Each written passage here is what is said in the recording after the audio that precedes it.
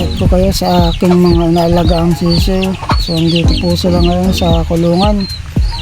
Tara, isa-isa po natin titignan. Ito na po guys, update ko kayo. Ito po, bali 4 na kulungan po. Meron po yan guys. Bali dito muna tayo sa ating bulik. Ina-update po natin ito sa ating channel. Napakalaki na guys. Ito po yung sisiw na inaalagaan natin. Ngayon napakalaki na, haba ng paa, malit ang ulo. Ito po ay bulik. Bali 3 po ito guys. Update ko kayo sa kapatid niya na 2 pa.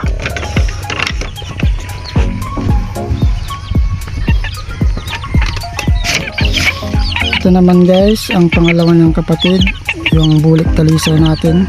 So medyo mailap lamang po siya, kaya ganyan yung style niya. Ayan na po siya. Ayan guys, oh, gwapo din guys. Mahaba din ang paa niyan. Ayan, i-update ko din kayo sa pangatlong kapatid.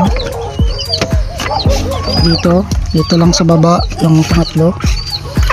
Ayan, ay lumabas pa siya guys, mahilap kasi. Yan yung pangatlo guys. Yan.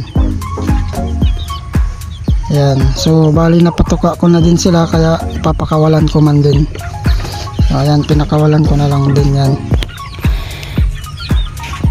Tapos i-update ko kayo sa ating sisiw na sweater kelso guys.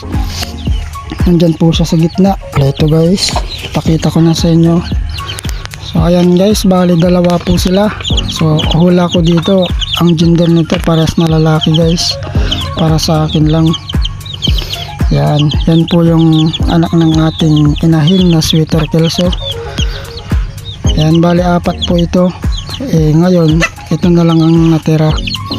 Pinili ko na lang yung lalaki. Yan po ang aking inalagaan. Ayan po. Hanggang dito na lamang muna tayo mga idol sa aking update. Abang-abang sa susunod na aking video. Thank you for watching and don't forget to subscribe.